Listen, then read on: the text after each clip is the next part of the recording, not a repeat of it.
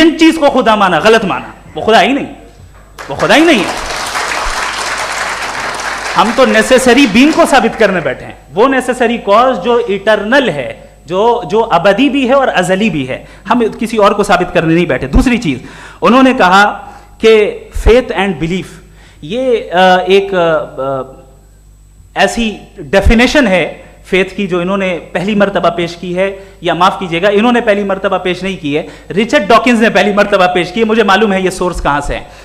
एपिस्टेमोलॉजिकली faith और belief का फर्क आप इस तरह नहीं कर सकते सर। फेथ सही भी होता है, गलत भी होता है, बिलीफ सही भी होता है, गलत भी होता है।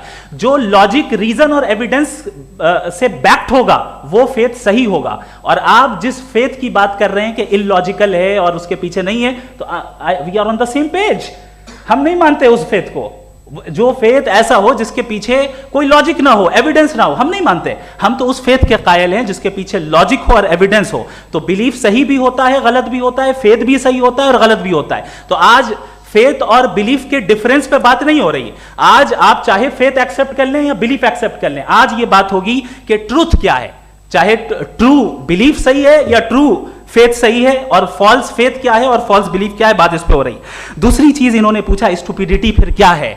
अगर फेथ रिलीजन स्टुपिडिटी नहीं है तो और क्या है? चूंकि फेथ का मुतालबा करते हैं तो स्टुपिडिटी क्या है?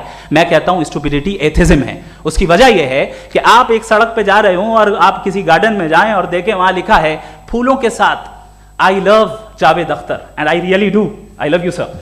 सो जब आप वहां पर पहुंचे तो वहां पहुंचकर अब ये बताएं, क्या आप ये कहेंगे wow what a natural selection? ये क्या नेचुरल सिलेक्शन है? नहीं, ये प्रिसाइजली डिजाइंड है, इसके पीछे डिजाइनर है। लिहाजा अगर कोई एक ऐसी कॉमन सेंस की बात को कबूल नहीं कर रहा है कि यूनिवर्स जो इतने प्रिसाइजली काम कर रहा है, हम कह दें कि खुद ब खुद बन गई, मैं समझता हूं इससे बड़ी स्टुपिडिटी और कुछ नहीं है। ये रैशनल चीज है। फिर हमारे सर ने कहा कि आपने बॉल पे फोकस किया, आइलैंड पे फोकस नहीं किया। अरे आइलैंड को किसने बनाया यही समझाने के लिए तो बॉल की मिसाल दे रहा हूं। और बॉल भी कॉन्टिंजेंट है, आइलैंड भी कॉन्टिंजेंट है, दोनों नेसेसरी बीइंग का मुतालबा करते हैं। आगे इन्होंने कहा कि नेचर में कोई इंसाफ नहीं है। हम डिसाइड करते हैं कि मोरालिटी क्या होती है, इंसाफ क्या होता है।